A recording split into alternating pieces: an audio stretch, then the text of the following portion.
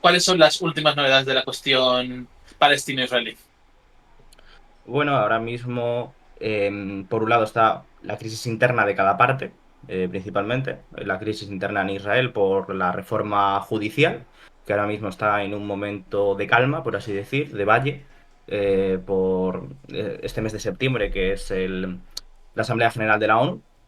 Y por otro lado, por la parte palestina, hay una creciente lucha interna que está llevando a un desplazamiento de la influencia de Fatah dentro de la autoridad palestina. Y esas dos dinámicas internas, pues, están erosionando más o menos la estabilidad que se ha implantado durante estos últimos años, después de esa gran escalada que hubo, ¿cuándo fue? ¿2021? Sí, La ¿no? de Sí, Gaza. sí, sí. Sí, la Sí, banda fue en 2021. sí. Y ese conflicto que hubo entre Hamas y el gobierno de Israel. Por así decir, ha habido un cierto asentamiento de la situación interna en cada una de las dos partes, pues en la cual el gobierno israelí por fin ha tenido un gobierno estable, por así decir, y la parte palestina, pues, se ha encerrado más en sus cuestiones internas. Ahora mismo, pues las dos cuestiones que hay en relación con las dinámicas que tienen entre ambos, Israel y Palestina, es ese acuerdo del que vamos a hablar después, ese posible acuerdo de normalización entre Arabia Saudí e Israel que involucra a Palestina. Y por otro lado, la cuestión de cómo la reforma judicial y la crisis interna en Israel puede estar provocando cambios dentro de Palestina y a su vez puede provocar algún tipo de movimiento por parte del gobierno israelí debido a que este último año, especialmente, ¿no? Ha habido toda una serie de medidas políticas por parte de este gobierno encabezadas a básicamente aumentar el control de Israel sobre los territorios palestinos. Y pues bueno, esto se está significando pues un aumento de los ataques por parte de los colonos. Este año ha superado todas las cifras anteriores. Ya solo en lo que llevamos de años más que 2022. Y el propio gobierno está llevando a cabo, como decía, medidas para llevar un control efectivo, civil y ya no militar, es decir, ya no sería una ocupación, sino que se estaría legitimando un proceso de control sobre lo que queda de los territorios palestinos, lo que sería Cisjordania principalmente, a través de lo que es el ministro de Economía, Bezalel Smotrich, que es parte de la coalición de partidos más extremistas, por así decir, que quieren asegurar esa supremacía judía sobre el pueblo palestino y que pues están haciendo que mm, cierta soberanía que tiene el Ministerio de Defensa, por decirlo, en esa ocupación militar, estén pasando a ser pasen a ese ministerio de Economía, que es un ministerio civil, por lo tanto, y básicamente al ser ellos quienes gestionan esas áreas, pues está también dando mayores permisos, por ejemplo, para la construcción de colonias. Es el mayor aumento desde 2013, estamos hablando de que se han anunciado a brocha gorda unos 13.000 nuevas colonias en Cisjordania y evidentemente mmm, eso pues impide cualquier posibilidad de diálogo, que es lo que intenta Estados Unidos, y eso también está creando muchas tensiones entre Estados Unidos e Israel. Ahora, por otro lado está la cuestión de la reforma judicial, que como digo es algo que está muy vinculado, porque por resumirlo a grandes rasgos, la reforma judicial atiende a los intereses de una parte de los israelíes, básicamente los israelíes colonos, que quieren lo mismo que se ha hecho en el resto de Israel, que se haga en Cisjordania, es decir, que todo ese territorio forme parte efectiva de Israel. Y eso se puede hacer, eso lo pueden hacer si consiguen controlar el Poder Judicial. El Poder Judicial hoy en día eh, está controlado, por así decir, por sectores más liberales, lo que viene a ser tradicionalmente eh, los que crearon el Estado de Israel realmente, los sectores liberales seculares del Estado israelí.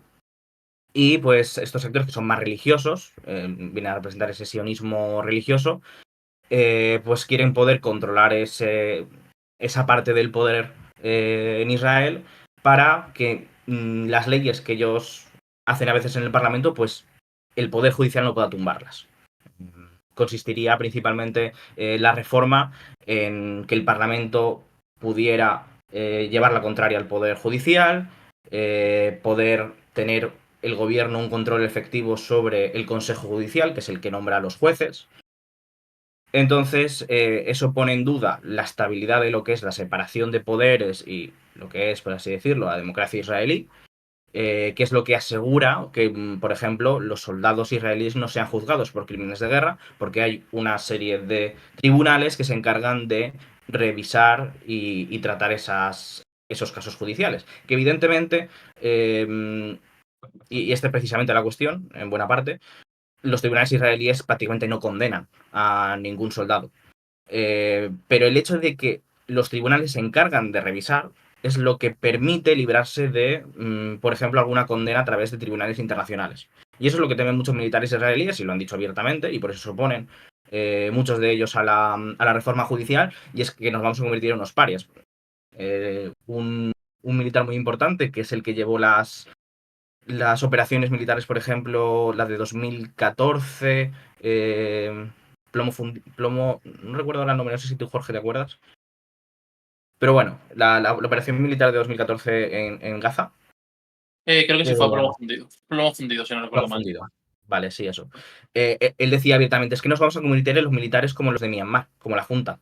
No vamos a poder viajar al extranjero porque nos detendrán y vamos a estar bajo sanciones si se aprueba esta reforma judicial.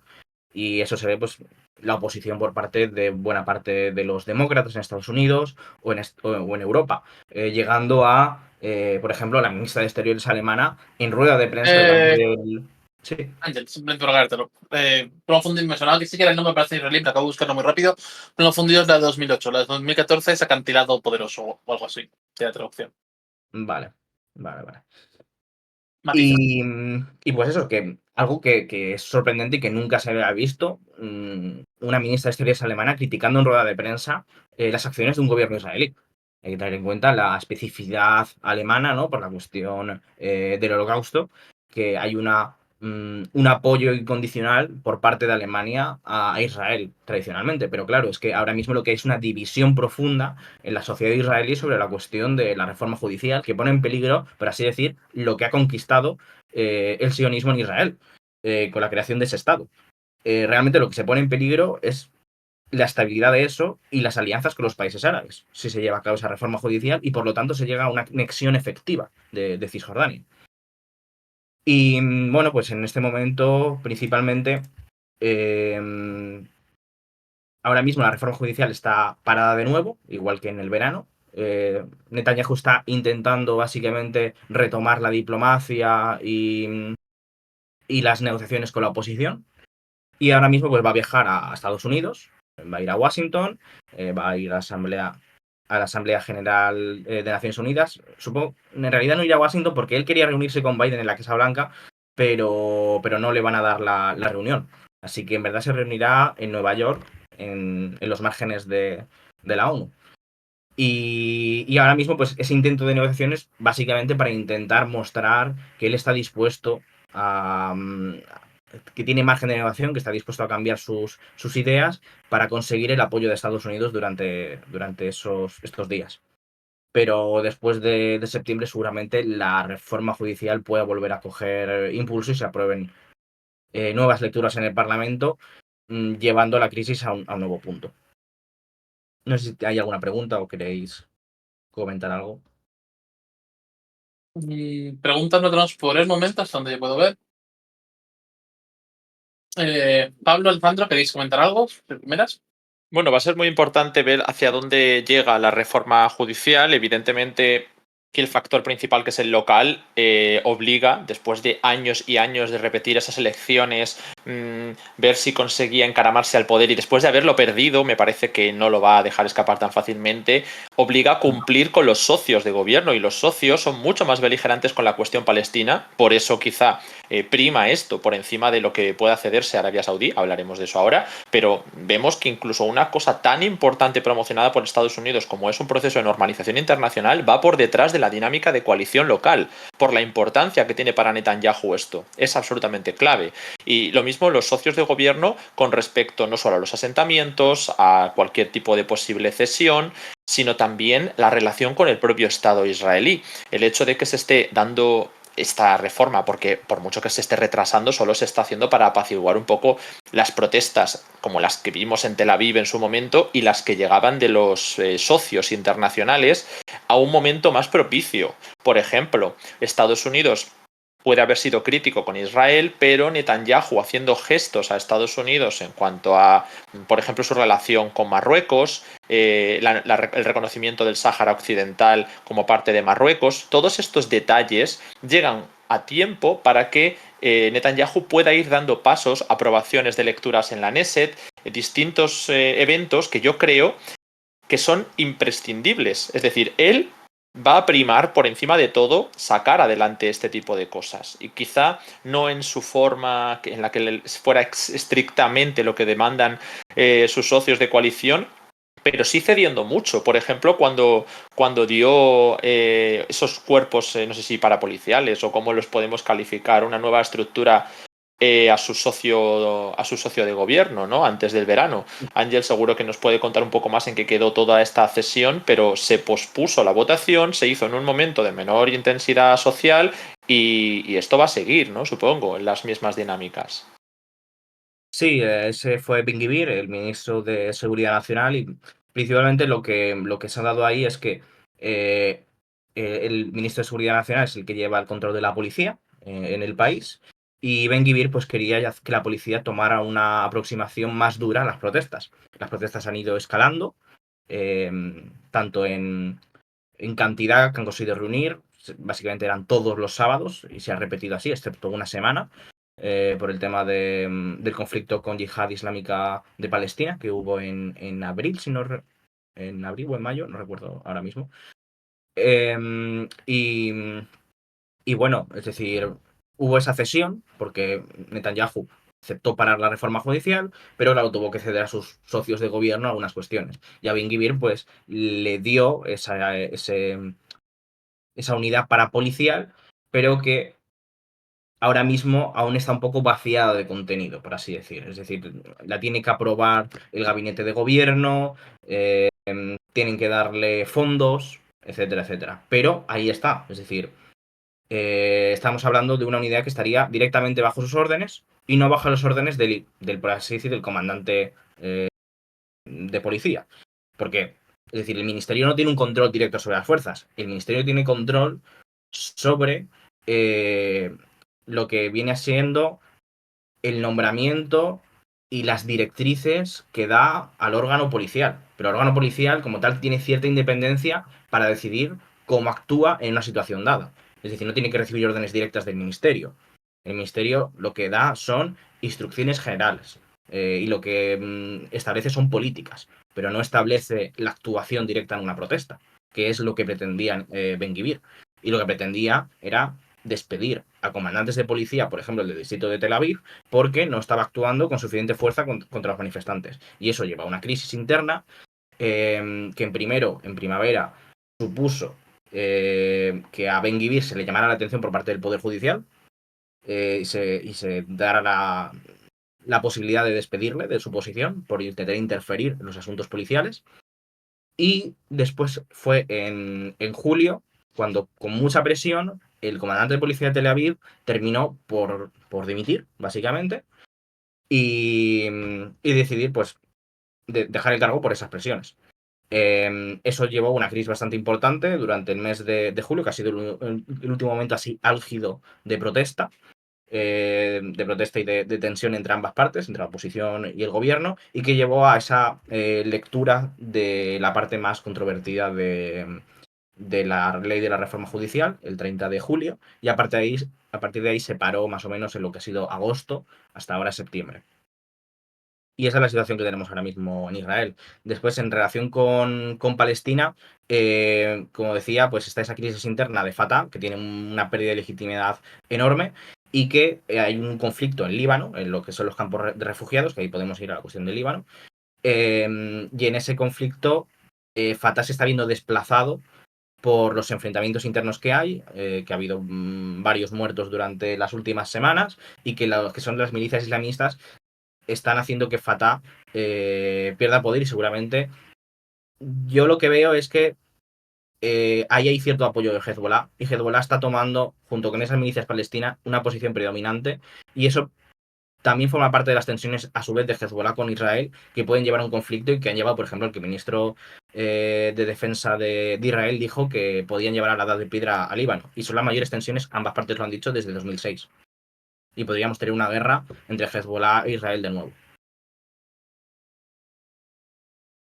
Bueno, pues uno de los eventos de la semana además ha sido ese resurgimiento de tensiones que ya existían en el campo de refugiados del Líbano, y justo estaba implicada Fatah dentro de esa dinámica. Ya no solamente es importante con respecto a lo que ocurre en Líbano, siempre ha sido súper importante con respecto a lo que ocurría en Cisjordania, por ejemplo, ¿no? Como Hamas ha intentado ganar hegemonía dentro de Cisjordania, vinculando todas estas crisis, como la gran crisis de 2021, esa guerra de Gaza, a lo que ocurriera entre las fuerzas israelíes y su tensión en Jerusalén, sobre todo en distintos barrios como el de Sheikh Jarrah, del cual hemos hablado muchas veces, que la colonización de varias zonas de Cisjordania por parte de israelíes, bueno, pues es el detonante de las respuestas de Hamas, y después Israel, por supuesto, pues lo ha resuelto en varias campañas de ataques contra grupos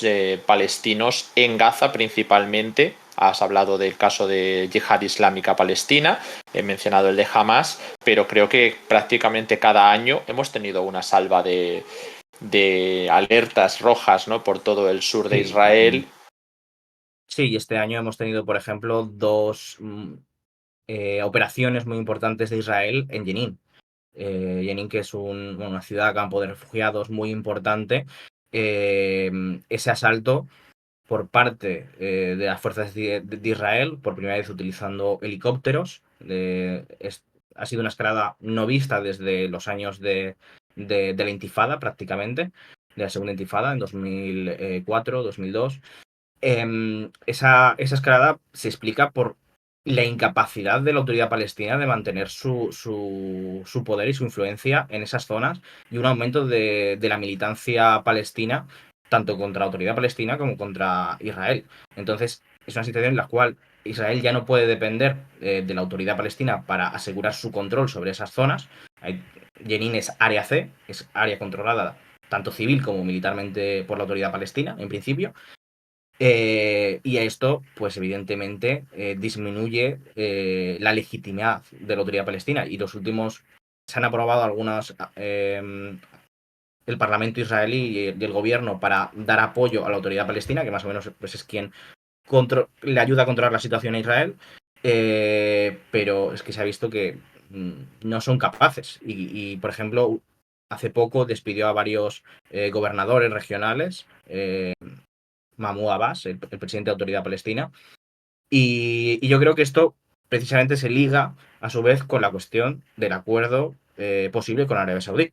Y ahí la Autoridad Palestina está tratando de situarse también dentro de ese acuerdo para conseguir, a diferencia que con los acuerdos de Abraham, que lo que hizo fue criticarlos y criticar tanto a Bahrein como a Emiratos Árabes Unidos, en este caso está intentando reaproximarse a Arabia Saudí para conseguir concesiones. Porque su situación de deslegitimidad y su base, que está superminada, y hace que la única manera que tenga de conseguir recuperar terreno es a través de la mesa de negociación, a través de la legitimidad que le dan los otros actores, por los cuales es una herramienta útil para controlar la disidencia palestina. Sí, porque además fue, ya que vamos al tema, si vamos a hablar más de la cuestión de Arabia Saudí, es interesante como después de los acuerdos de Abraham se dieron protestas, pero quemando fotos, ¿no? De Mohammed bin Zayed, por ejemplo, ¿no? Era algo fuerte la reacción que se dio en Palestina.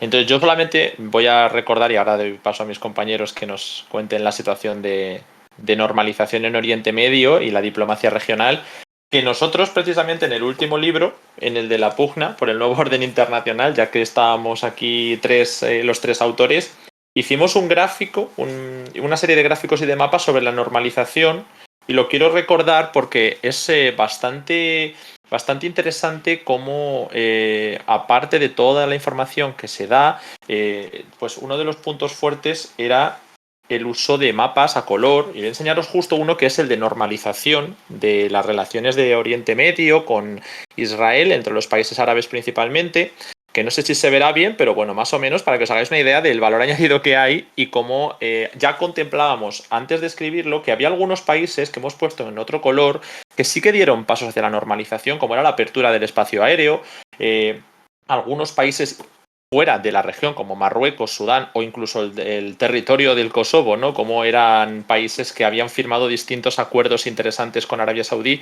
y que pueden venir muy bien para entender y contextualizar esta región que estamos comentando ahora mismo, ¿no? Entonces, De bueno, hecho, pues solamente os lo quería recordar porque esta semana hemos anunciado la segunda edición y bueno, pues seguro que es muy interesante para tener a los autores aquí en directo. Vale, no sé si se ha visto bien, pero bueno, que si no, pues lo vuelvo a enseñar ahora en un momento, que lo busco otra y de vez. hecho, ahora se cumplen justo 30 años de los acuerdos de Oslo y en el libro explicamos y contextualizamos lo que suponen los acuerdos de Oslo. Sí, eso también, porque muchas veces tenemos contenido como más actual, pero también es importante ese tipo de contextualizaciones, la verdad. Bueno, voy a buscar el mapita y os lo vuelvo a enseñar porque no sé si se ha visto bien, pero si me podéis confirmar, pues perfecto. Está un poco bajo. Un poquito bajo, vale. Bueno, pues aquí lo tengo otra vez, más arriba. Ahí Eh, está bien, perfecto. y claro, esto pues teniendo en cuenta todos los libros que además ya muchos de vosotros sé que tenéis y que os hemos llegado a incluso a enviar gracias a las campañas del año pasado, pues este año solo quería recordároslo y bueno, pues quizá en algún momento hagamos algún evento presencial para hablar de este tipo de libros. Solamente recordaros que podéis hacer que esta maratón dure todo el tiempo que queráis y que las suscripciones, si sois de Prime, es gratis. Y si no, pues es un 25% más barato este mes. Así que si os suscribís ahora, así aprovecho el cambio de país para recordarlo, pues estaremos hablando de muchísimas más regiones todo el día. Solo recordároslo porque he visto que ya en el chat había alguna que había llegado, de Hugo, por ejemplo, y quería daros las gracias. Creo que alguno de vosotros quería comentar algo sobre el tema de Arabia Saudí y la normalización. Yo, si me permitís, antes de pasar a otro país, me queda la duda de, en este caso de desplazamiento de Fatah y de pérdida de poder de Fatah, en el caso este de los campos de refugiados en el Líbano, me gustaría saber si la milicia islamista que está combatiendo a Fatah está relacionada con Hamas o no. Bueno, a ver, esas milicias tradicionalmente, al menos en los años anteriores, han estado más relacionadas, periodo de 2010, al crecimiento de Al-Qaeda y de Estado Islámico. Ujú. Entraban dentro de esa dinámica en relación con Siria, por ejemplo, que además eran muchos que venían muchos de Siria, muchos palestinos se vieron desplazados por la guerra civil y se refugiaron allí. Y ese fue el momento un poco en el cual la dinámica cambió y estos grupos empezaron a tener más poder en detrimento de Fatah, que es una organización tradicionalmente secular, ¿no? Sí. Ahora mismo yo diría que el declive, evidentemente, de esas organizaciones ha hecho que Hezbollah o Hamas puedan tener más influencia sobre esas organizaciones y el desplazamiento de Fatah iría en favor de estas. Vale. Es la impresión que me da. Pero habría que estudiar más concretamente y es complicado.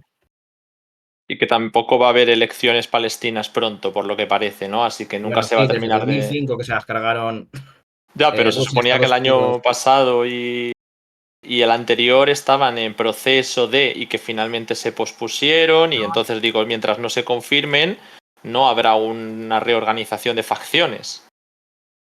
Sí, es decir, se hace todo pues por debajo de la mesa, cambio de influencias.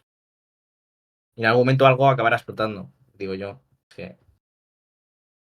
Bueno, pues si queréis podemos completar el tema de la normalización, que ahora mismo sí que nos va a llevar a una reconfiguración de la región, porque Arabia Saudí estaba en esas negociaciones que comentaba antes, Netanyahu, y a nivel interno pues ya hemos visto un poco su importancia, pero bueno, pues el cambio que se ha vivido en el Golfo Pérsico desde el bloqueo de Qatar, que una vez que terminó se empezó a dar un giro importante, Arabia Saudí viendo que prefería centrarse en la diversificación económica, en el desarrollo, en normalización de relaciones, salir de alguna manera de la guerra de Yemen y empezar a hablar con Irán, bajar un poco el tono y dejar que Emiratos Árabes sea el que lidere de otra línea la beligerancia en el estrecho, en el Golfo Pérsico. Pero aún así, Emiratos Árabes también normalizó sus relaciones con Irán, con Turquía y con Israel. Al mismo tiempo, Israel, como hemos explicado, ha hecho lo propio con países como Marruecos, que le sirven muchísimo en su enlace con Estados Unidos y porque es un país pues bastante estratégico para los posibles intereses israelíes, así como hemos visto unos pasos de alguna manera para normalizar las relaciones de distintos países del Golfo con Qatar, así como de Egipto con ellos y con Turquía. Esto nos ha llevado a una época en la que la situación diplomática en Oriente Medio está moviendo muchas dinámicas y tanto en Libia como en Yemen se han dado procesos que, bueno, han dado pasos, pero son muy complicados, la verdad, para resolver esta crisis. La última noticia de Yemen la hemos visto esta semana, una delegación hutí que se va a reunir en Arabia Saudí para llevar algún tipo de conversación. Lo comento porque bueno, ya se habían dado pasos para intentar desbloquear el puerto de Hodeida, el aeropuerto de Sanaa, llegar al alto el fuego, acabar con los ataques con misiles y con drones a Arabia Saudí, así como con el apoyo saudí al Consejo. Bueno, sigue dando el apoyo, pero no de manera en la que se den operaciones a gran escala, y son los sureños los que llevan las dinámicas principales de Yemen, y aún así las llevan más contra los islamistas que contra los hutíes. Con lo cual es un conflicto en el que se han movido algunas piezas importantes. Luego está el caso de Libia, en el cual, bueno, pues quizá habría que dedicar casi un directo propio, porque Jorge seguro que nos tendría que comentar muchas cosas sobre Libia, pero ahora mismo, pues... Muchas cosas, pero que en el fondo siguen siendo la misma que ya hemos comentado en 2014. No hay un gobierno en Libia, hay al menos dos. Y al no, menos. sin visos de que eso vaya a solucionarse diplomáticamente en ningún momento del futuro próximo. Aunque, por cierto, ya que estamos hablando del tema de normalización, también vamos a hablar de casos donde la normalización está yendo bastante mal, que es el caso de del hipotético intento de normalización entre Libia e Israel, que, Y eso quería también comentar. que después de un encuentro no programado entre la ahora ex ministra de Exteriores Libia y el ministro de Exteriores israelí, creo que fue el ministro de Exteriores israelí, ¿verdad? Sí. Bueno. En Roma, provocó una crisis política enorme en Libia, que asalto al edificio del Ministerio de Exteriores incluido por parte de manifestantes e incendio de varios vehículos. Y exilio de la que era ministra de Exteriores de Libia a Turquía. O sea, os podéis imaginar el volumen de la crisis política, que demuestra que no, si bien en muchos casos ha ido bien, por así decirlo, su proceso de normalización, hay otros en los cuales va a ser algo mucho más complicado y longevo, por así decirlo. Incluso que, por así decirlo, piezas tan grandes como se puede hacer Arabia Saudí, que vemos ahora este bloqueo, ¿no? Pero que dentro que cabe, a poder parecer haber algún progreso, pero simplemente en Libia, por ejemplo, la mera mención de un contacto ya provoca pues esta crisis política. De hecho, lo mencionas y es importante porque tanto los contactos con Arabia Saudí, que están siendo, bueno, pues públicos prácticamente, porque todo el mundo está enterado de que hay un proceso de negociación con Arabia Saudí, pero el de Libia se lleva bastante peor a nivel de, bueno, pues que es un estado muy frágil en cuanto a sus instituciones, y por lo tanto, aunque este es el gobierno de Trípoli, pues el proceso de normalización no va bien con ninguna de sus vertientes. Y lo que ha pasado es que desde el gobierno de Netanyahu se ha dado consigna de que se hagan de manera discreta estos contactos. Y hemos visto... Ahora. Ahora, después del escándalo, claro. es que el gobierno de Israel está desesperado por legitimidad internacional y por recuperar las relaciones con países árabes. Porque es que Netanyahu, desde que ha llegado al poder, por ejemplo, él prometió su primera visita y a ir a Emiratos Árabes Unidos. Y los de Emiratos Árabes Unidos no solo no le aceptaron la visita, porque además temían que metiera el tema de Irán, sino que encima, durante las protestas, aceptaron una visita del jefe de la oposición al país. Es decir, el mensaje muy claro de la cuestión de la Sí. reforma judicial y de la situación interna en Israel, de lo poco de acuerdo que están. Y que además, bueno, pues la tensión con Irán está, quiero decir, si tú vas a Emiratos Árabes con un discurso anti-iraní como el lógico que hay en Israel, en un proceso en el que, vale, Emiratos se ha normalizado con Irán, pero tiene disputas abiertas y sigue habiendo rivalidad y sigue habiendo guerras proxies, justo al haber retomado el tema de Yemen, de que es Emiratos Árabes la potencia árabe que más peso está llevando ahora en el Yemen del Sur. Pero bueno, lo comento porque hay otros países sobre los que se ha mencionado la posibilidad de normalización, más allá de, como decimos, el infructuoso paso con Sudán, que aunque se haya firmado no se han dado desarrollos políticos por la crisis gigantesca que hay en Sudán y porque cuando había un gobierno civil no había un interés. Se han dado quizá más con Emiratos Árabes, aunque con estas limitaciones, y con Marruecos, ¿no? Pero se ha mencionado la posibilidad de hacerlo con Somalia, por ejemplo, después del tema de Libia. Pero también hay diferencias de intereses entre facciones en Israel sobre cómo normalizar con Somalia. Bueno, pues todo esto lo menciono porque los procesos de normalización que todos los países están llevando a cabo entre sí y que están llevando a Oriente Medio hacia otra época pueden saltar perfectamente por los aires porque siguen estando todos los intereses en la mesa y desde luego hay varios polvorines de los que vamos a hablar a continuación y que pueden llevarse las dinámicas que ahora están en Libia, en Siria o en Yemen, pero aunque haya procesos complicados para Yemen y para Libia, quería ya darle la palabra también a Pablo que nos cuente un poco por qué Siria está siguiendo otro camino o por qué la normalización en Siria no se produce, cómo están evolucionando las dinámicas, ya que durante este mismo año hemos visto a Bashar al-Assad y a Erdogan en varias cumbres y prometiendo visitas y prometiendo contactos, pero finalmente con la victoria de Erdogan parece que las cosas han vuelto otra vez a una dinámica tensa. Sí, como dices, el acercamiento entre Turquía y Siria, bueno, o el gobierno sirio, se estaba dando bastante en el marco de las elecciones nacionales turcas, las elecciones presidenciales. Porque claro, los votantes en Turquía demandaban mucho un acercamiento con Siria, una normalización de las relaciones para que se arreglase, por así decir, el tema de los refugiados sirios, que a nivel electoral era un tema bastante candente. ¿Qué pasa? Que antes de las elecciones, pues Erdogan estaba haciendo muchas concesiones, o estaba intentando hacer ver al electorado turco que estaba habiendo un acercamiento real, que cada vez había más reuniones, la mayoría mediadas por, bueno, todas mediadas por Rusia, casi siempre se daban en Moscú. Pero esto se ha dado sobre todo hasta la victoria de Erdogan. ¿Qué pasa? Que ya con la victoria de Erdogan, de nuevo, todo esto pues se ha diluido bastante y ha vuelto un poco a la situación pre-campaña electoral. Así que nada, volvemos a estar un poco en las mismas de siempre. Conflicto enquistado con 5, 6 o 7 actores, bueno, entre actores internacionales, regionales, locales, pues eso, sin visos de una solución ni a corto, ni a medio, ni a largo plazo prácticamente. ¿Y qué nos puedes contar también para, ya que estamos hablando de Siria y de la normalización regional, sobre las dinámicas locales? Porque estas semanas ha habido muchísima tensión en el territorio del Kurdistán sirio, así como en otras zonas fronterizas, pero bueno, hay que explicar un poco porque el control del grupo, en este caso las Fuerzas Democráticas Sirias, las vamos a llamar SDF, no necesariamente es en todo el territorio kurdo, ¿no?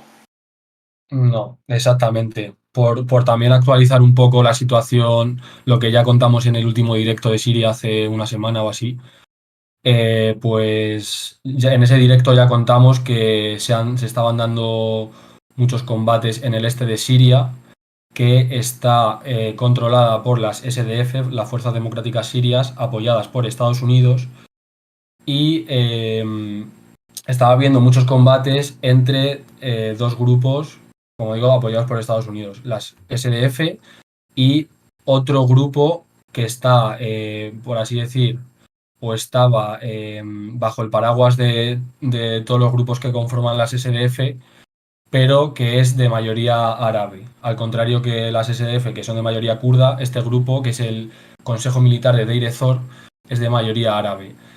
¿Qué pasa? Que en esta región donde se han dado los combates, que es en el este de Siria,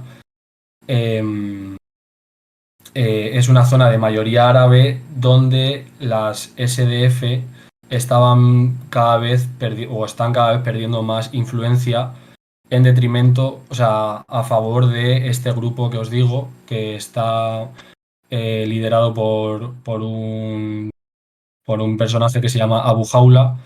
Entonces, ¿qué pasa? Que cada vez estaba habiendo más tensiones hasta que, bueno, y también estallaron algunos combates hace un mes o así, pero hace poco las SDF invitaron al líder lo voy a llamar DMC, que es el Consejo Militar de Deir ez-Zor, lo invitaron a Hasaka como a una reunión para intentar limar asperezas y rebajar un poco las tensiones. ¿Qué hicieron las SDF contra todo pronóstico? Lo que hicieron fue, en vez de reunirse con él, directamente le arrestaron. ¿Qué pasó? Que pues esto generó una revuelta del DMC junto con muchas tribus locales bastante poderosas en la zona, una rebelión armada contra el control de las SDF en todas estas zonas.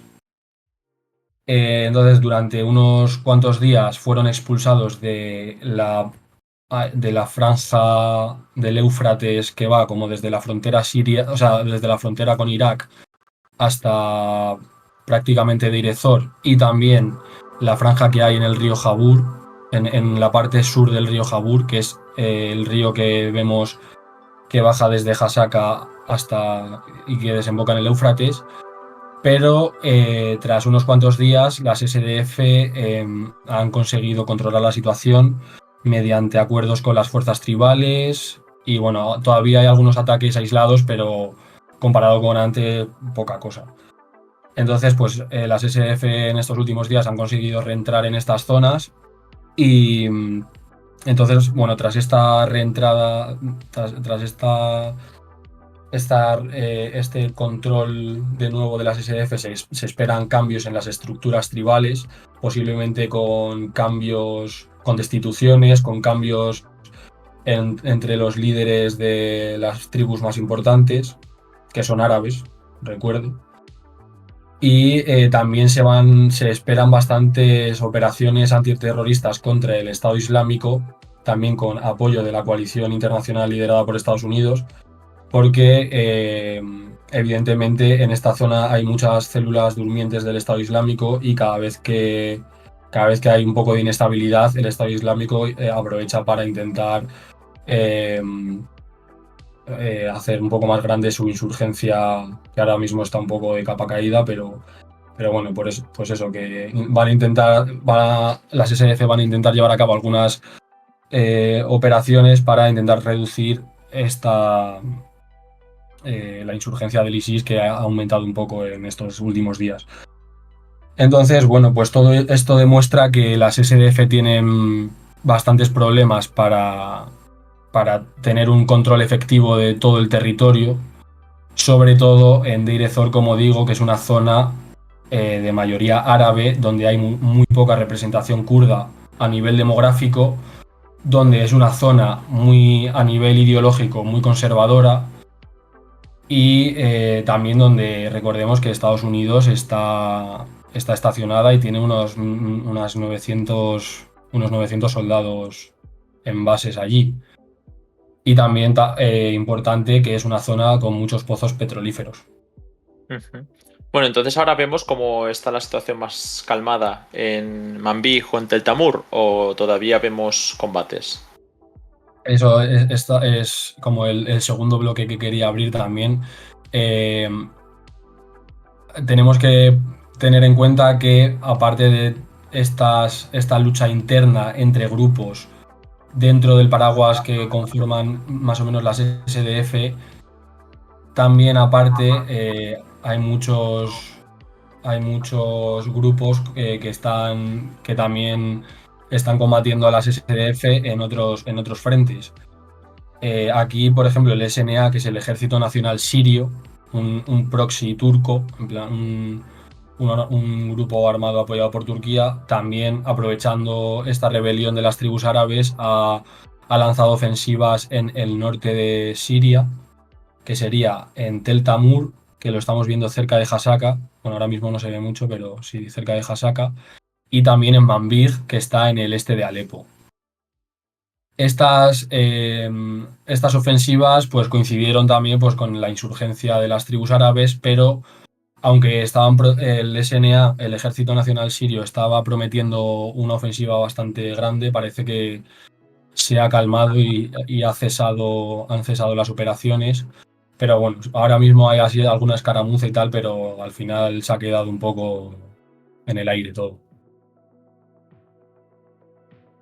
Bueno, pues gracias por ponernos al día. Ahora seguiremos hablando de la región. Lo primero, vamos a dar las gracias a The Panda, que nos ha dejado la suscripción 433, así que estamos muy cerquita de ese objetivo para continuar con nuestra maratón. Muchas gracias a todos y bueno, pues hemos superado las 4 horas de directo, así que estamos encantados por ahora del recibimiento que nos estáis dando. Vamos a recordaros que estaremos hasta la hora que vosotros queráis y eso pues lo iremos viendo también con el chat. Hemos visto que habéis preguntado por algunos compañeros a ver si pueden venir y nosotros pues como sabéis que es complicado, ¿no?, organizarnos para un directo que no sabemos cuándo puede acabar, pues como siempre vamos contando con los compañeros que cada uno en Descifra aporta lo que puede y lo que quiere, así que veremos a ver cuánta gente tiene disponibilidad para pasarse, pero va a depender mucho de también hasta dónde vosotros queráis que esto continúe. Como decimos, estamos a solo 2 suscripciones para llegar a ese primer corte. Y como dice también Andrea en el chat, vamos a dar ese apoyo porque si no hay que llegar al team africano que trae muchas noticias muy candentes de la región. Eso os lo aseguro que lo hemos estado siguiendo al día a día como siempre. Y bueno, pues eso, que las suscripciones son gratis si tenéis Prime, que a veces hay que recordarlo porque se nos puede olvidar que es gratis, que no os cuesta nada y que os cuesta una cuarta parte más barato por ser septiembre si no tenéis Prime. Así que bueno, pues aquí seguiremos mientras con Oriente Medio. Después tendremos pendiente ver qué hacemos en el siguiente bloque, pero ahora terminamos con Siria, porque la dinámica del Kurdistán, como muchas veces explicamos, está dividida en 4 estados diferentes, con lo cual es variable en función de los distintos grupos, en función de la distinta relación con el estado en el que se encuentran.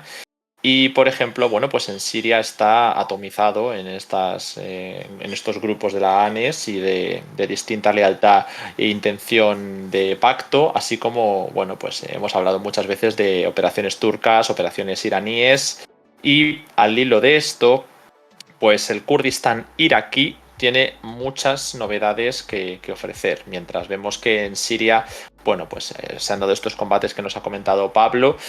Ha habido intentos de unos y de otros de avanzar, pero finalmente parece que la situación todavía no ha llegado a algo de gran escala.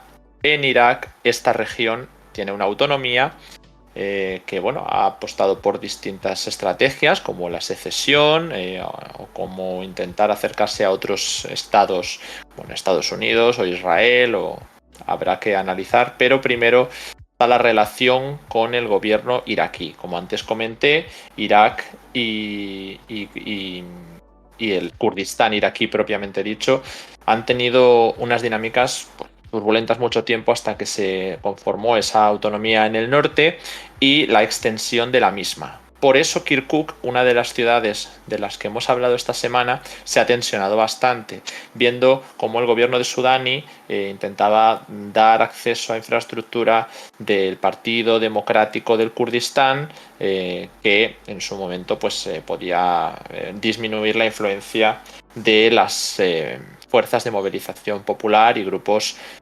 chiíes, ¿no? Algunos de ellos muy vinculados con Irán. Si a esto le sumamos que la protesta se dio con choques con las fuerzas de Bagdad y que ha habido una tensión importante para conformar el gobierno de Sudani con el sadrismo, esos nacionalistas iraquíes, bueno, pues con esa base en el sur y que dieron lugar también a sus respectivas protestas. Bueno, pues el país es un polvorín que casi habría que entender, si no en 2 estados, en 3 estados, ¿no? Viendo la dinámica chií, suní y la kurda árabe. Bueno, pues a esto hay que sumar el ultimátum que ha dado Irán y, como explicaba también en la introducción del bloque, que tiene también bastante que ver con los sucesos del año pasado. Jorge, no sé si quieres ponernos un poco en contexto de la dinámica Irán-Irak y de por qué ahora es posible que este ultimátum vaya en serio, no como el año pasado, que al final pues no hubo una operación, que allá veremos cómo calificamos. Bueno, yo soy un poco escéptico que el año pasado no fueran en serio y que en su lugar no pretendiesen simplemente abordarlo desde la perspectiva diplomática primero antes de pasar a la, por así decirlo, la resolución armada de la crisis. También es importante recordar cómo la región del Kurdistán iraquí no es novedoso que sea una región en la cual se producen intervenciones militares extranjeras, en las cuales hay conflicto y pugna entre las potencias regionales, Irán, Turquía, y que ya hemos visto en varias ocasiones, por ejemplo en los 80 hubo una guerra civil en el Kurdistán iraquí, en la cual los iraníes y los turcos tuvieron mucha mano. O sea, no es algo nuevo, ¿no? Pero básicamente hay un...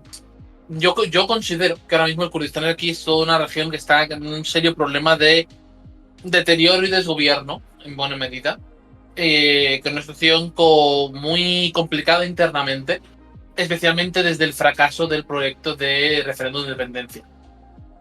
Me parece que desde entonces el proyecto del Kurdistán iraquí está haciendo aguas por muchos lados y que hemos visto tensiones con Bagdad, tensiones con Ankara, tensiones con Teherán y tensiones internas, sobre todo entre el KDP y el PUK y el PKK, cada uno con sus agendas y sus distintas influencias en distintas zonas.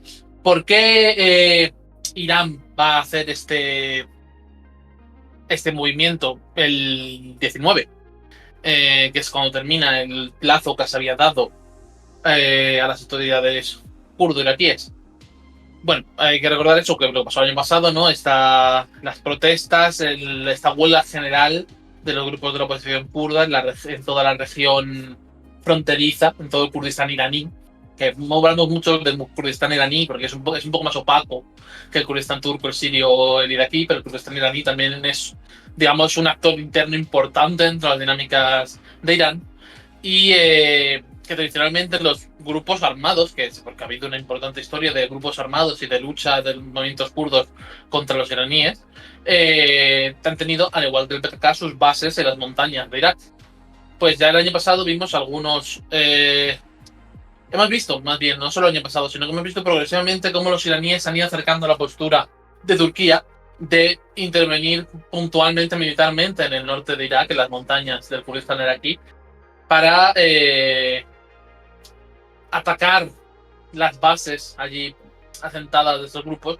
Y esta ha sido principalmente el caso de Irán. Se ha acrecentado esta dinámica, que como digo, ya lleva tiempo en marcha, en mi opinión. Hemos visto, quiero recordar que fue en 2021, que incluso hubo unas conversaciones turco-iraníes para crear una plataforma conjunta de acción contra los grupos armados kurdos. Hubo negociaciones, hubo varios cumbres en ese sentido. Fue antes del periodo electoral para Turquía y eso ya es algo que, bueno, está un poco aparcado, porque también ha habido tensiones notables entre Irán y Turquía, tanto en el Kurdistán como en el norte del Cáucaso. Pero de esto hablaremos más tarde. Y lo cierto es que como digo, el año pasado hubo esta huelga general en el territorio del Kurdistán iraní y hubo protestas masivas, hubo muchos... y a raíz de esto a raíz de listas protestas inicialmente kurdas, se propagaron protestas por todo el país y esto fue, por así decirlo, o así se considera como la gota como el vaso para la Guardia Revolucionaria iraní. Es de entonces que la Guardia Revolucionaria iraní ha promovido una postura más agresiva hacia los grupos kurdos iraníes que están asentados en... Estoy diciendo muchas palabras seguidas de kurdo-iraníes, kurdo-iraquíes, en el territorio del Kurdistán iraquí y por lo tanto que tras este plazo de empujar a las autoridades kurdo-iraquíes a tomar medidas que, en mi opinión, nunca tenían mucha posibilidad. Es decir, estamos hablando de que Irán exigió que se expulsara a 100 kilómetros la frontera a los grupos armados. No es algo no era algo realmente realizable por parte de la administración del Kurdistán iraquí. Me parece que siempre fue algo que estaba destinado a fallar. Entonces, teniendo esto en cuenta, siempre fue un preparatorio para lo que va a ocurrir ahora, que va a ser, o eso parece, una operación militar significativa por parte de las fuerzas iraníes. Veremos si se queda solo en bombardeos o si vemos incursiones terrestres como las que hace Turquía. Quiero recordar que hay un porcentaje más grande de lo que nadie le gusta admitir públicamente del territorio de las montañas del Kurdistán iraquí que está ocupado por las fuerzas turcas. Que siempre se habla mucho de esa presencia militar, esa ocupación turca del norte de Siria, pero también ocurre en Irak. No es tan grande, no es tan significante, no hay grandes localidades, son sobre todo enclaves en las montañas, pero lo cierto es que hay una presencia significativa. Y es posible que Irán vaya en la misma dirección. Yo creo que es una posibilidad bastante realista hoy en día. Entonces, tenemos que preguntarnos cuál es el siguiente paso, porque además, en mi opinión, esto genera también un ambiente de tensión con Turquía, porque realmente, lamento decirlo de esta manera, ¿no? Pero los kurdos pintan poco, por así decirlo, en el gran escenario de lo que es el Oriente Medio. Pintan mucho, pero tienen poca agencia en cierto aspecto, vamos a decirlo así. Entonces, yo creo que se está generando aquí un caldero de potenciales tensiones adicionales con Turquía, porque al fin y al cabo los grupos objetivos son los mismos, pero el territorio también se cruza. Y por lo tanto, yo creo que puede haber ahí margen tanto para colaboración como para competición, pero yo creo que teniendo en cuenta cómo están otros escenarios, como he dicho, en todo caso, vamos a ver cómo puede producirse un mayor deterioro en las relaciones entre Irán y Turquía precisamente por esa pugna por influenciar el desarrollo de los acontecimientos en el Kurdistán iraquí. Desde luego que es, como tú dices, un tema del que nunca se quiere hablar, parece ser, de cómo se ha ocupado una parte del Kurdistán iraquí, porque bueno, eso es algo que es diferente, ¿no? No como el de Siria, que está casi bien visto. Y también el tema de Irán, relevante por las dos cuestiones, por la coordinación que hemos llegado a ver en torno a operaciones en el Kurdistán previamente, pero que podía haber sido más de bombardeos o algún tipo de dinámica sin campaña terrestre, que ahora sería la que estaría entrando en juego, si no me equivoco, ¿no? Porque si hablamos de esos grupos opositores y que se da una amenaza al Kurdistán iraquí para que los desarme o los elimine del tablero, pues Irán ve una preocupación real que tiene sentido en cuanto a que la parte noroccidental del país es una zona tensionada tanto por el Azerbaiyán iraní como por el Kurdistán iraní, que se solapan parcialmente, ¿no? Pero que son varias provincias del norte de Irán que han visto, especialmente durante el año pasado, protestas por la cuestión de Mahsa Amini, pero por otras cuestiones. Irán es un polvorín para las protestas y quizá por eso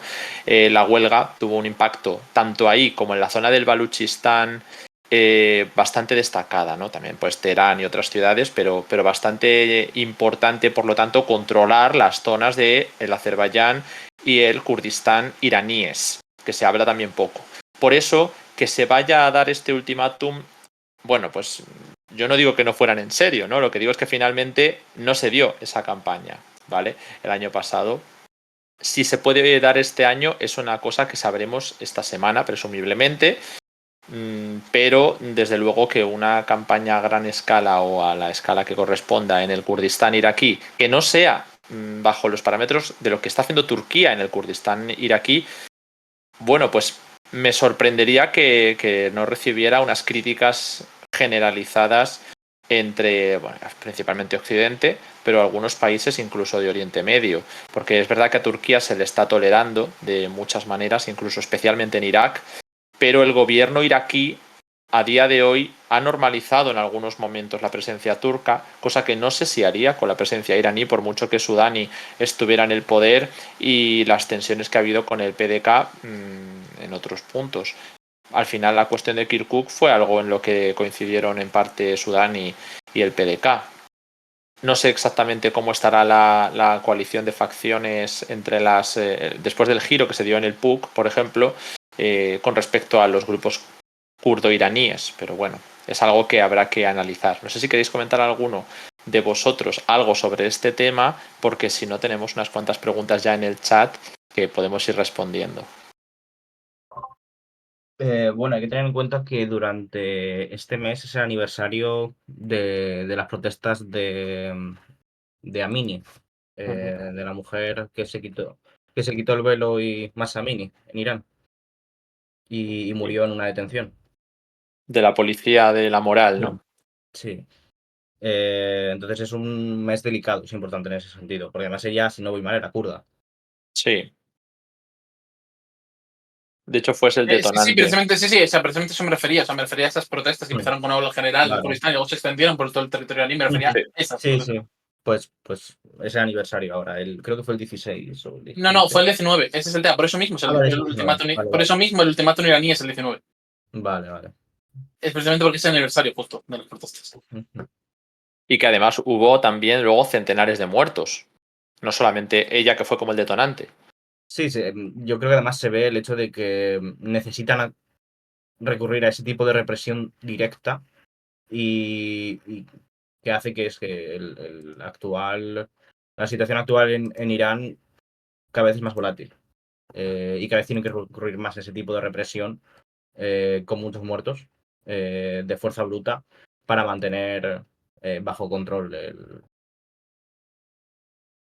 ¿Y no pensáis que se pueden juntar demasiadas cosas para Teherán? Porque si al final hacen esta operación contra las milicias kurdo-iraníes en el Irak, en el Kurdistán iraquí, y luego se suma que la desestabilización que viene del Cáucaso, del conflicto entre Armenia y Azerbaiyán, y luego encima va a ser ahora el aniversario, como habéis dicho, de las protestas, igual se van a juntar tantas cosas que no van a poder Precisamente estoy totalmente de acuerdo. Precisamente, aunque es algo que quería hablar luego del Cáucaso, pero bueno, no podemos evitarlo. Hay que hablar un poco del Cáucaso ahora. Y esa es mi principal razón para siempre haber defendido que no creo que los iraníes pudiesen intervenir en el Cáucaso si está llena de tercera guerra en Nagorno-Karabaj. Porque es que los iraníes tienen demasiados frentes abiertos. Tienen una frontera inestable con Afganistán tras la toma de poder de los talibanes. Tienen problemas continuos de protestas tanto en el Kurdistán como en el Baluchistán, como en las regiones árabes. Que sí, las protestas son geniales, no son solo sus territorios, pero son donde cada vez que protestas calan más, duran más tiempo y tiene que haber mayor represión para controlarlas. Tenemos un ciclo grande de protestas mínimo cada 2 años, generalmente cada año, protestas masivas que tienen que acabar, como dice Ángel, tienen que acabar siempre con cientos de muertos para poderlas controlar. Es un conjunto, es una crisis mosaico, por así decirlo, que tiene tantas piezas que parece que arriesgarse una aventura militar externa, como podría ser el Cáucaso, sobre todo teniendo en cuenta que la aventura militar sería contra Azerbaiyán y teniendo en cuenta la cantidad de azeríes étnicos que hay en Irán, me parece invitar al caos de una manera totalmente innecesaria por parte del gobierno iraní. Luego, Y por eso siempre he sido escéptico al respecto. En Baluchistán también hay grupos armados sunís, ¿verdad? Sí. Y es que se juntan, como dice Jorge, muchas cosas, pero es que son todavía más. Es decir, por un lado, es algo a lo que Irán se arriesga, como dices, se interviene, pero por otro lado tenemos aquí las declaraciones recién llegadas ahora mismo, ¿no? Del ministro de Exteriores Amir Abdullahian de Irán, diciendo que no podemos o no van a permitir la restricción o el cierre de la ruta que conecta Irán con Armenia. Es algo que ya están señalándolo directamente el gobierno de Teherán, que no pueden permitirse que eso ocurra. Entonces, ¿puede llegar a algún tipo de negociación con los azeríes? Se puede llegar. Mira en la guerra de 2020 cómo se pusieron de perfil. Pero la cuestión del Azerbaiyán iraní, de esas provincias del noroeste, aunque va a estar ahí siempre, ya ha habido protestas recurrentemente, y cuando hubo tensión entre Irán y Azerbaiyán en la frontera del año pasado y el anterior principalmente, me parece, bueno, pues ya hubo que afrontar ese problema. Irán no solo tiene problemas con esto, como has comentado, Pablo, por ejemplo, el Baluchistán, pero es que son muchos. Tiene problemas con el Kurdistán iraní, con el Kurdistán iraquí, con grupos vinculados a Israel, con Azerbaiyán, con las protestas de las mujeres, con protestas por el coste de la vida, por protestas por la electricidad y el acceso en distintas zonas, con los grupos baluches, con la frontera con Afganistán, con el acceso al agua, y también tuvo en su momento con el tema de la pandemia bastantes. Es decir, han sido un ciclo de protestas tan largo y tan numeroso en algunos casos, que algunos son grupos incluso opositores, porque muchas de las protestas en el extranjero que se han dado para apoyar, bueno, venden muchas veces que es por el movimiento feminista, pero lo que hacen es básicamente pedir el cambio de régimen, ¿no? Porque se presentan con banderas preconstitucionales de la monarquía, incluso con carteles, porque es que esto lo han sacado prensa occidental, que ya no es que sea rebuscarlo, no, la prensa occidental está sacando como vanguardia de las protestas. Hoy, ya no el año pasado, pero evidentemente es el mismo movimiento, movimientos con carteles de que vuelva el rey y que vuelva el Shah. Estas cosas están pidiéndose. Hoy se está pidiendo eso, no es una cosa de hace años, ¿eh? Porque Sí, las a ver, yo protestas diría son que esta ellos semana. tienen cierta influencia y, por ejemplo, hasta Israel ha dado, porque a Israel interesa, acabó recibiendo al hijo del Shah en Israel. Pero yo diría que dentro de Irán son grupos bastante marginales, en principio, los promonárquicos. Sí, Y yo hablo del realmente extranjero, ¿eh? se les da más pábulo desde fuera que tienen dentro. Entonces, pues bueno. Bueno, eso suele pasar, ¿eh? Pero que aún así, suele pasar que la diáspora sea más de cambio de régimen muchas veces apoyada en intereses extranjeros. Pero que las protestas en el extranjero están protagonizadas por símbolos monárquicos, eso lo he visto en todos los países donde se han A ver, visto las había protestas. discusiones también entre la propia diáspora externa por precisamente Claro. este sector monárquico intentar ocupar, intentar arrogarse en la representación de la protesta. Porque realmente es que, primero, porque no son representativos, y segundo, porque al intentar empujar con esa agenda y con esa idea, marginan realmente las demandas que sí que hay, que sí que hay en la protesta, que tienen su origen en la situación interna, en la opresión que se sufre con ese tipo de leyes, etcétera. Es decir, desplazan un poco el marco y básicamente acaban ayudando al gobierno iraní a vender pues la idea de que es una protesta traída desde el exterior y que no tiene su raíz interna. Cuando en verdad sí, evidentemente. Claro. Pero sirve mucho cuando se dan este tipo de protestas de diáspora pidiendo el cambio de régimen, que el propio régimen diga esto es una conspiración externa, todo lo que hay en torno a estas protestas, y por lo tanto pues refuerzas tu autoridad como defensor de la estabilidad. Sí, eso se hace, vamos, continuamente en muchos países. Pero en este caso es verdad que, bueno, pues las tensiones con Afganistán han sido muy fuertes, pero ahora mismo están un poco más de perfil. La cuestión del Baluchistán ya no es como la del año pasado. Es que parece que haya pasado mucho, pero Sí, es que fue el año problema es que pasado. el año pasado no es nada. O sea, no es que no No es podemos hablar de nada. conexión que se haya dispersado, porque si a lo mejor vuelve a haber otra ola de protestas en Irán grande, otra vez, puede haberla. Perfectamente puede haberla este otoño. Y el Baluchistán reactivarse por completo. No ha pasado nada de tiempo como para decir que no sigue siendo una amenaza latente. Sí, no es una crisis en marcha, por así decirlo, pero es una crisis latente y sigue siéndolo. Y ese es el principal problema. Irán tiene 20 crisis latentes. Sí. Y hoy no, mañana no. Quizá probablemente la próxima conjunto de crisis de protestas regionales tampoco. Pero yo es que veo, o sea, yo me voy a ir a lanzar me voy a lanzar al lago de cabeza. Pero yo veo perfectamente que si Irán se ve arrastrada a una crisis internacional del tipo que sea, estoy pensando en el Cáucaso principalmente, pero estoy pensando en lo que pasó hoy, pero te estoy perfectamente hablando que a lo mejor puede ser Pakistán-Afganistán dentro de un año, porque eso es un frente del que no hablamos todo lo que deberíamos, pero es algo perfectamente posible que va a pasar, un conflicto armado entre Pakistán y el Afganistán talibán. Porque, Pues por cualquiera ejemplo, la cuestión del agua y que precisamente, por ejemplo, la región árabe de Irán, hay muchos problemas con el agua. Sí, también. O sea, quiero decir, hay muchas opciones por todos lados y que solo necesitas un detonante lo bastante grande que coincida con una serie de otros problemas acumulados que tiene. Y yo no veo tan distante el tener una guerra civil en Irán. Pues entero, sé que estoy lanzándome aquí al lago y haciendo un triple, pero yo no veo para nada distante el escenario de una guerra civil en Irán. Sí, es que el calado de las La protestas siempre ha sido... República Islámica Sí. no está aflojando. Es decir, la cuestión de la policía de la moral la suspendieron durante unos meses, pero la han vuelto a restaurar. Y de hecho ahora estaban poniendo nuevas medidas para asegurar el cumplimiento de las leyes. Exacto, y encima estamos viendo como eso, que el gobierno iraní tiene que cada vez apretar más, porque no hay otra manera de plantearlo, cada vez tiene que apretar más para la represión, para poder controlar el país, y esa siempre tiene un límite, siempre hay un límite antes de que eso te estalle. Y puede que no sea una guerra civil generalizada, posible que no, pero una revuelta armada en el Kurdistán o en el Baluchistán, o incluso en los territorios azeríes, yo no lo veo como algo descartable hoy en día. Y No, entonces porque yo ya creo... han ocurrido levantamientos y protestas en varios de esas regiones. La del Juzestán fue una de las masivas que se nos ha quedado ya en el olvido, pero el Juzestán, que es el Arabistán, fue muy fuerte. Y el Azerbaiyán durante esos meses de los que hablaba también.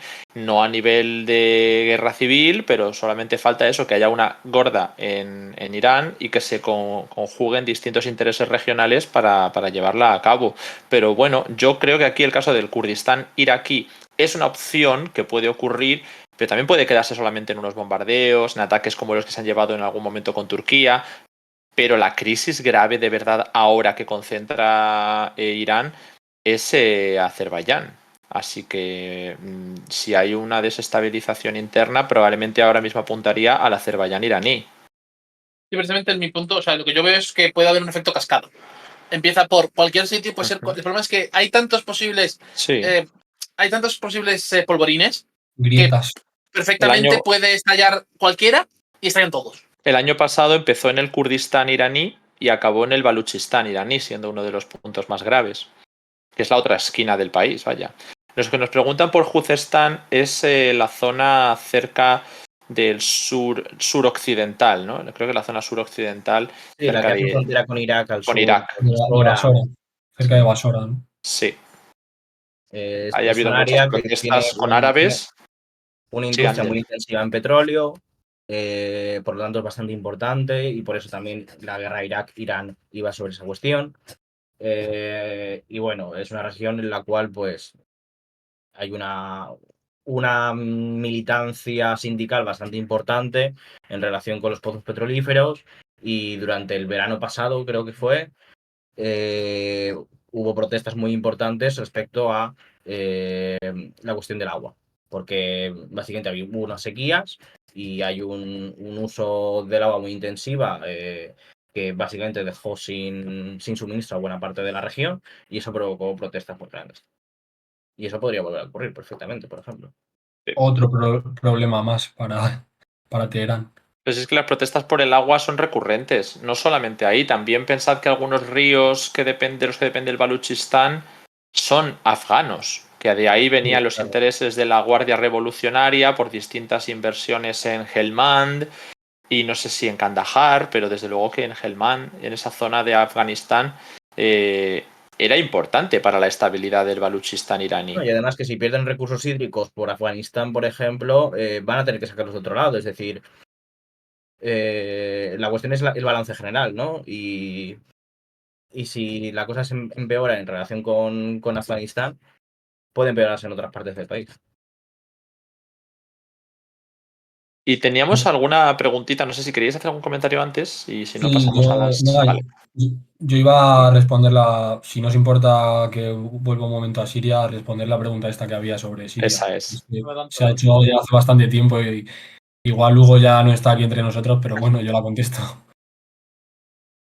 ¿Qué está haciendo el gobierno sirio ahora mismo respecto a las SDF y el DMZ? Eso. O sea, volviendo otra vez al conflicto que he contado antes en el este de Siria, en Deir ez-Zor, pues a nivel público, el gobierno sirio se ha puesto un poco de perfil y como que ha dejado que, que- que- que se sucedan los acontecimientos, aunque sí que discursivamente se ha puesto ha apoyado a las tribus árabes como en contra del control kurdo, en contra del control kurdo como en sus tierras ancestrales, en las tierras ancestrales de estas tribus árabes, por así decirlo. Pero luego, aunque esto no se ha confirmado oficialmente, tanto las SDF como muchos medios pro-kurdos han denunciado en numerosas ocasiones, también aportando vídeos, sobre todo vídeos, imágenes y tal, de muchos mercenarios o grupos armados que estarían enviados por el gobierno sirio cruzando el río Éufrates en barcas al otro lado del Éufrates, a la zona controlada por las SDF, para infiltrarse en estas tribus, en estos grupos tribales para combatir a las SDF. Porque bueno, aunque las SDF son grupo, el grupo opositor, digamos, con el que más podría convivir el gobierno sirio, si lo comparamos con HTS o con los rebeldes sirios en general, también tenemos que pensar que cualquier desestabilización de las SDF, sobre todo en esta zona de Deir ez-Zor, también es incomodar sí, o desestabilizar la presencia de Estados Unidos en Siria, como ya se dijo en el anterior directo. Entonces sí que tendría bastante sentido que el gobierno sirio haya estado, pues de alguna manera, intentando apoyar estas revueltas tribales árabes, pues por eso, tanto al gobierno sirio como a Irán les interesa pues tocar las narices básicamente a las tropas estadounidenses estacionadas en Deir ez-Zor y en Hasaka, etcétera. Y no sé si nos queda alguna preguntita más o algún comentario que queráis Sí, hacer. sí, nos han preguntado si la oposición iraní es proamericana. Yo no hablaría en ningún caso que se fuese proamericana. Yo considero que la oposición iraní más es un mosaico tan diverso, es una Macedonia de tantas cosas, que hablar de que es pro o anti algo, más allá de ser, pues, por su propia característica de oposición anti-régimen, ¿no? Pues, me parece evidente en ese sentido. Pero más allá de eso, yo no indicaré que es pro o anti nada. ¿Hay elementos pro-occidentales, pro-americanos? Seguro. ¿Son mayoritarios? No, de ningún modo. También por eso, Jorge, quizá no solamente es viable que haya una guerra civil en el momento de protestas por tumbar al régimen, sino en el caso de que el régimen no estuviera. Volviendo un poco al pedazo de polvorín que es esto, me recuerda un poco al caso libio, ¿no? Si de repente la República Islámica desaparece, todos estos grupos internos, externos, de influencia regional y de influencia local, puede ser una propia guerra por el control y por establecer un futuro régimen. Porque es que no hay ningún tipo de coordinación, ni división lógica, ni organización unificada en un futuro régimen que se pueda organizar en Irán. Y esto es un poco la última pregunta. No sé si teníais alguna más. El chat nos podéis dejar vuestras últimas preguntas, que ya en realidad hemos hecho casi hora y media de Oriente Medio y hemos tocado, O sea, pues. para mí sería, sobre mi escenario sería como una segunda revolución iraní. La cosa es que, o sea, yo pienso que podemos estar no muy lejos de algo así, de que hay que recordar el contexto, que fue algo que se desarrolló en un año, fue muy complejo, había muchísimos actores y finalmente se impusieron los ayatolás, ¿no? Pero era algo con muchas facciones, muchos elementos y muchas piezas distintas moviéndose entre sí, que que era prácticamente imposible predecir cómo desarrollarse. Y yo creo que lo más probable es que si fuésemos a hacer una escenario fuese primero hacia ese, antes que hacia cualquier otro. Pues sí, puede ser. Nos han preguntado de nuevo Pablo, si quieres contestar tú, si hay alguna novedad con respecto a la base americana o si se puede esperar algún cambio con respecto a la base americana en Altanf. ¿Cuál es la situación ahora mismo? Porque la presencia americana principalmente está concentrada en el noreste, ¿no? En la zona de Deir ez-Zor.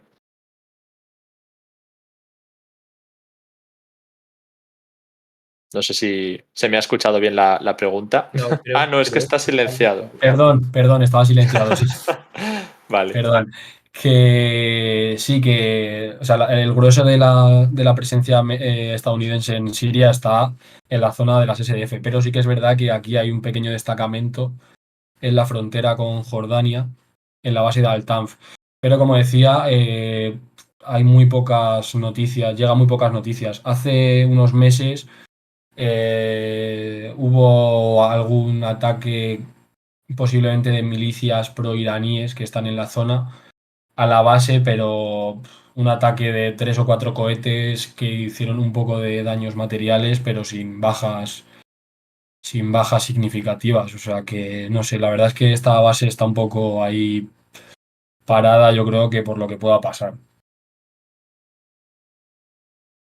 Como decimos principalmente, entonces es la zona de Deir ez-Zor, ¿no? Es la más importante para la presencia estadounidense y en la cual se han encontrado un poco en entredicho cuando han estallado estas protestas, porque tienen complicaciones para decantarse decididamente por los turcos, por los pro-turcos o por los kurdos, ¿no? Sí, también recordemos que en esa zona está el petróleo también. Es importante eso. Que vemos los largos convoyes trasladando petróleo. Exacto. ¿Qué cabe esperar de la normalización de relaciones entre Irán y Arabia Saudí y la inclusión de ambos en los BRICS? No sé si Ángel, por ejemplo, quieres contestar tú, o Jorge, o Pablo. A ver, la entrada de Irán en los BRICS es importante porque evidentemente forma parte de los intentos de Irán de estabilizarse. Es decir, ahí se ve que las sanciones sí que han tenido su efecto, sí que han tenido su importancia, como digo, como decíamos, desde 2018 ha habido muchas protestas en Irán debido a esa situación económica, en buena parte, más allá de la política. Y, y evidentemente no, es decir, las sanciones no han tenido el efecto que buscaban de cambiar una orientación en la dirección que llevaba el gobierno iraní. De hecho, ha endurecido sus posiciones, pero sí que ha tenido un efecto en el deterioro de la situación de vida de la población. Y a su vez, pues eso ha llevado a que Irán dé ese cambio de dirección, busque un acuerdo con Arabia Saudí para normalizar las relaciones, busque la entrada de los BRICS para tener más opciones y realmente lo de los BRICS es de lo más importante. Le va a permitir a futuro, a través de esas nuevas instituciones financieras y esos nuevos acuerdos de comercio, establecer otro tipo de relaciones y abrir nuevas puertas, nuevas oportunidades que las tenía cerradas por el bloqueo occidental. Irán ha sido sujeta a sanciones parecidas, por así decir, a las que lo está sufriendo Rusia. Por ejemplo, la imposibilidad de utilizar el sistema SWIFT de bancario.